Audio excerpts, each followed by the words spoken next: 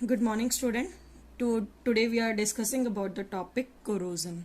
देखिए corrosion क्या होता है, ये न्यू टर्म है आप लोगों के लिए क्योंकि आपने पहले इसके बारे में कुछ नहीं पढ़ा है. कोरोजन क्या है? कोरोजन एक तरीके से जंग लगना होता है, लेकिन हम हमेशा इसको ये नहीं कहेंगे कि this is known as rusting. तो एक्चुअल में कोरोजन होता क्या है? सबसे पहले मैं रस्टिंग से शुरुआत करती हूँ. आयरन, जिसे हम आसान भाषा में लोहा बोलते हैं, केमिस्ट्री में इसका जो सिंबल है वो Fe होता है, यानी जिससे हम डिनोट करते हैं वो Fe सिंबल है. जब आयरन के ऊपर, लोहे के ऊपर बड़े लंबे समय से अटैक हो रहा है, किसका अटैक हो रहा है? डैम्पेयर का. अब यहाँ पे क्वेश्चन अराइज होता है कि व्हाट इज डैम्पेयर. तो डैम्पेयर क्या है? डैम्पेयर वो हवा है जिसमें कुछ मात्रा में नमी प्रेजेंट है, यानी मॉइस्चर प्रेजेंट है. अब मॉइस्चर क्या होता है?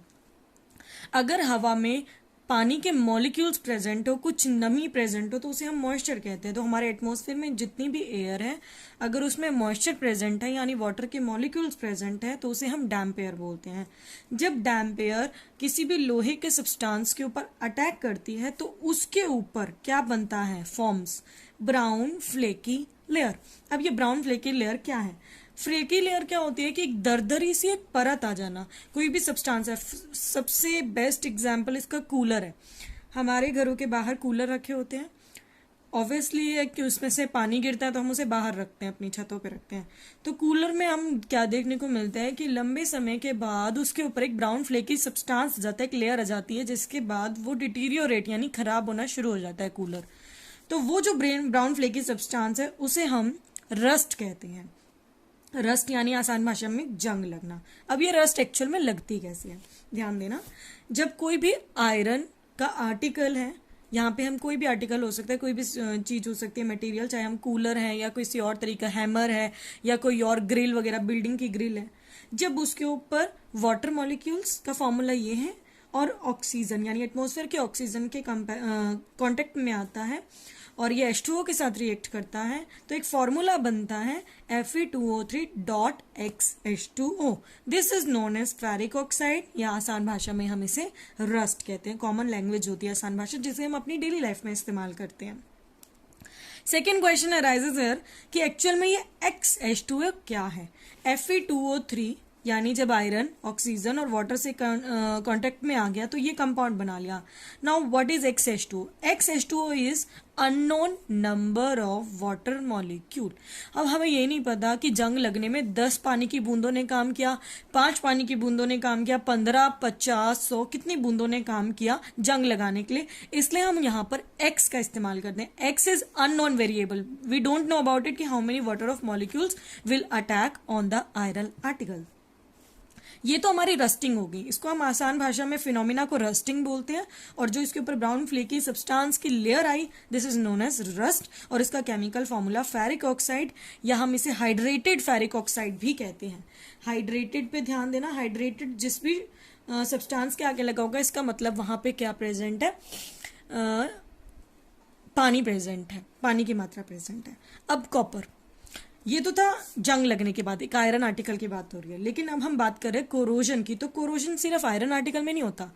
उसके लिए सेकंड थिंग है कॉपर. कॉपर के आपने देखे होंगे पहले के जमाने में बर्तन चला करते थे, हम उन्हें तांबे के बर्तन कहा करते थे. कॉपर का सिंबल ये होता है Cu. C should be capital and U should be small.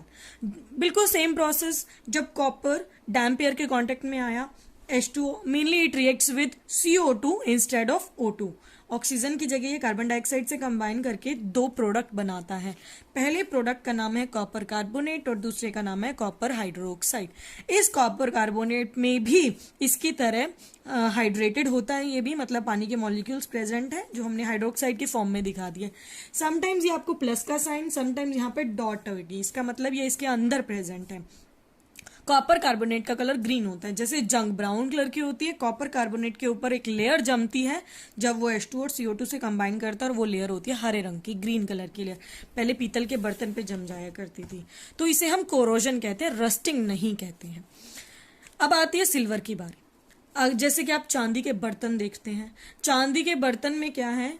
कुछ समय के बाद, या चांदी के ऑर्नामेंट्स, जैसे कि आपने घर में मम्मी को पायल पहनने हुई देखा होगा, या चांदी की अंगूठी देखो मैंने डाली हुई है, ये कुछ समय के बाद कुछ कॉर्नर से ये ब्लैक होना शुरू हो जाती है। अगर आप इसे देख पाओ अच्छे से तो इसकी यहाँ पे कॉर्नर्स पे ब्लैकिश लेयर आनी शुरू हो जाती है। ऐसे ही पायल भी थोड़े समय के बाद काली होनी शुरू हो जाती है। तो इसके पीछे पर्पस क्या है, तो देखना, जब ये सिल्वर हाइड्रोजन सल्फाइड के साथ, क्योंकि एटमॉस्फेयर में प्रेजेंट है सभी गैसेस, इनके साथ रिएक्ट करता है तो सिल्वर सल्फाइड बना लेता है, यानी Ag2S बना लेता है।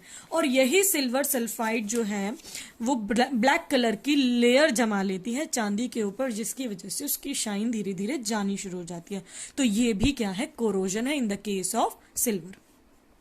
अब कुछ क्वेश्चन अराइज होते हैं, जिनमें से एक क्वेश्चन है why does copper turns green, copper green में टर्न क्यों होता है। तो वापस वही ड्यू टू द, आप इसका आंसर कैसे देंगे, copper turns into green colour due to the presence of, या due to the accumulation of, या due to the coating of, किसकी कोटिंग, कॉपर कार्बोनेट। फिर एक क्वेश्चन अराइज होता है why does silver get tarnish, tarnish का मतलब यहाँ पे यही है बेटा कि इसके ऊपर किस तरीके की ब्लैक कलर की लेयर क्यों आ गई है। Silver got tarnish due to the formation of silver sulphide, या ब्लैक कलर्ड सिल्वर सल्फाइड, इसकी वजह से ही ये टार्निश्ड हो जाती है, खराब हो जाती है। एक क्वेश्चन आता है what is a phenomena called, अगर ये ऐसा हो भी रहा है तो इस फिनोमिना को हम क्या कहेंगे। इस फिनोमिना का नाम है कोरोजन, जो बेसिकली आज हम स्टडी कर रहे हैं। इस फिनोमिना का नाम क्या है, कोरोजन है। अब अफेक्ट्स और कॉन्सिक्वेंसेस, इसके परिणाम क्या निकलेंगे। अगर मान लो अब जंग लग भी गई है या कोरोजन हो भी गई तो इसके परिणाम क्या निकलेंगे। सबसे पहले अगर किसी मशीन के पार्ट में जंग लग गई है, रस्टिंग हो गई है, कोरोजन हो गया है, तो उसकी एफिशिएंसी यानी उसकी कार्य करने की क्षमता खत्म होती चली जाएगी। मशीन की बात करें हम। प्लांट, अगर किसी पौधे में, देखो पौधे में जंग नहीं लगती ऑब्वियस सी बात है, लेकिन उसके ऊपर कुछ ब्राउन फ्लेकी सब्सटेंस आ जाता है, जैसे भिंडी के ऊपर आपको देखने को मिलेगा, आलू के ऊपर आपको देखने को मिलेगा, जिसकी वजह से नींबू के ऊपर ब्राउन पैचेस दिखेंगे, dot dot dot dot brown colour की, जब वो बहुत लंबे समय तक रखा रहता है। तो ये भी किसकी वजह से होता है, ड्यू टू कोरोजन, तो वो खत्म हो जाएगा। Failure means damage, it releases toxic products, health hazard, क्योंकि ये बहुत ज्यादा, जब आप मान लो कोई बर्तन है उसके अंदर आप सामान रख रहे हो, कॉपर के बर्तन है उसके अंदर आप खाने की चीजें रख रहे हो, तेल घी अचार रख रहे हो, तो ऑब्वियस वो रिएक्ट करेगा, टॉक्सिक यानी जहरीले पदार्थ पैदा होंगे, जिसकी वजह से हमारे हेल्थ हजार्ड्स होंगे। हेल्थ हजार्ड्स क्या होते हैं, हमें डिजीजेस, हमारे शरीर में नुकसान होंगे। It reduces the shine of equipment, obvious सी बात है अगर कोई चीज लोहे की, कॉपर की या चांदी की बनी हुई है तो वो पूरी तरीके से अपनी शाइन को खो देगा, उसकी चमक चली जाएगी। प्रिवेंशन, अगर मान लो हो भी गया तो अब इनका क्या तरीका है कि हम कोरोजन को किसी ना किसी तरीके से बचा सकें। अगर कोरोजन हो भी गई तो हम आगे के लिए कैसे सचेत हो सकते हैं। देखो सबसे पहला प्रिवेंशन, कि किस तरीके से हम बचा पाएंगे, तो पहला प्रिवेंशन है बाय पेंटिंग। कार बॉडी मैंने एग्जाम्पल दिया है, पेंटिंग कुछ भी हो सकता है, आप कूलर को पेंट कर सकते हो, या किसी और आपकी कोई आर्टिकल है उसको पेंट कर सकते हो, या फिर जो आपके मेटेलिक कार्स होती हैं उनकी बॉडी को भी टाइम टू टाइम पेंट किया जाता है। सेकेंड इज बाय ऑयलिंग और ग्रीजिंग। ग्रीजिंग देखो क्या होता है, जब हमारे घर का ताला होता है वो लंबे समय तक खुला बंद नहीं हुआ तो उसमें भी जंग लग जाती है और वो काम करना बंद कर देता है। ऐसी सिलाई मशीन के साथ होता है, स्विंग मशीन भी थोड़े समय बाद जंग लगने से काम करना बंद कर देती है। और आप बच्चे हो तो आपको पता होगा, आप अवेयर हो कि साइकिल की चेन भी कुछ समय बाद एक ब्लैक सब्सटेंस छोड़ना शुरू कर देती है और वो बहुत आवाज करना प्रोड्यूस करना शुरू कर देती है। तो उसके लिए हम क्या करते हैं, ग्रीजिंग करते हैं, या तो ऑयल डालो ताले में या फिर चेन में, या फिर ग्रीस डालो। थर्ड जो है इंपॉर्टेंट, जो आपने पहले नहीं पढ़ा, वो है galvanisation. Now what is galvanisation. Galvanisation एक प्रोसेस है जिसमें लोहे के आर्टिकल्स पे, स्पेशली हम आयरन के आर्टिकल्स पे जिंक एक मेटल है, जिंक का जो सिंबल है वो Zn होता है। जिंक की हम एक परत चढ़ा देते हैं आयरन के ऊपर, जिसकी वजह से उसकी शाइन भी बरकरार रहती है और वो डायरेक्ट कांटेक्ट में नहीं आता, जिसकी वजह से उस पर जंग नहीं लगती है। तो गैल्वेनाइजेशन वो प्रोसेस है जिसमें हम क्या करते हैं, जिंक की एक कोटिंग आयरन आर्टिकल्स के ऊपर डिपॉजिट कर देते हैं, सो दैट कि वो रस्टिंग के लिए डायरेक्ट कांटेक्ट में एयर के ना आ पाए। बेसिकली ये नेल्स में होता है। नेल्स आप जानते हैं कीले होती हैं, जो कीले दीवारों में लगानी होती है, लंबे समय तक ठीक रहे, जंग ना लगे, इसलिए। फोर्थ है अलॉय। अलॉय क्या है, अलॉय का बेस्ट एग्जांपल स्टेनलेस स्टील है। स्टेनलेस स्टील ना ही मेटल है ना ही नॉन मेटल है, तो एक्चुअल में वो है क्या।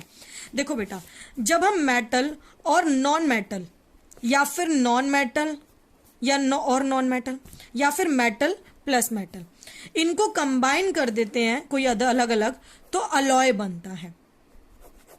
अलॉय क्यों बनाया जाता है कि अलॉय में प्रॉपर्टी होती है कि इसकी स्ट्रेंथ अच्छी होती है, मजबूत होता है और इसमें जंग नहीं लगती है। जैसे कि सिंपल एग्जांपल स्टेनलेस स्टील है। स्टेनलेस स्टील अगर आप लोहे की चम्मच घर में इस्तेमाल करोगे तो वो धोई भी जाती हैं और धोने के बाद उस पर जंग लग जाएगी। तो इसीलिए हम आज के समय में स्टेनलेस स्टील के बर्तन का इस्तेमाल करते हैं जो कि एक अलॉय है। और वो किससे मिलके बना हुआ है, अगर आपसे कोई पूछा जाए स्टेनलेस स्टील में कौन कौन सा, निकेल, कार्बन,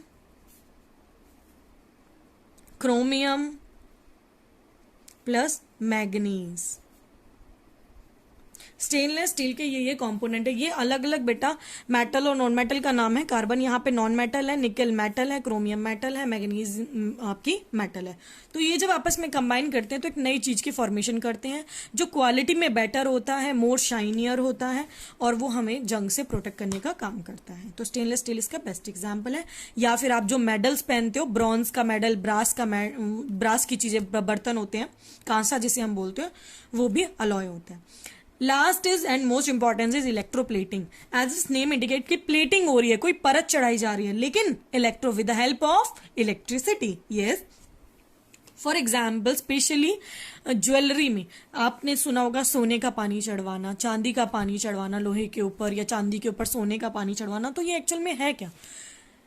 बेसिक जो ऑर्नामेंट है वो अपनी शाइन ना खोए, इसके लिए हम उस पर इलेक्ट्रोप्लेटिंग करते हैं, यानी किसी और मेटल की, डिजायर्ड मेटल की उस पर परत चढ़ा देते हैं जिसकी वजह से वो मेटल खराब नहीं होता। इस पे हम गोल्ड के ऊपर कॉपर की भी चढ़ा सकते हैं, चांदी के ऊपर गोल्ड की भी। तो ये आपका क्या है, कोरोजन टॉपिक यहाँ पे खत्म होता है। कोरोजन एंड रस्टिंग हमने पढ़ा कि कैसे प्रिवेंट किया जा सकता है, क्या क्या इसके परिणाम निकल सकते हैं, कॉन्सिक्वेंसेस, और क्या क्या इसका फॉर्मूला है। सिल्वर के ऊपर, कॉपर के ऊपर, आयरन के ऊपर अगर कोरोजन होता है तो किस तरीके का।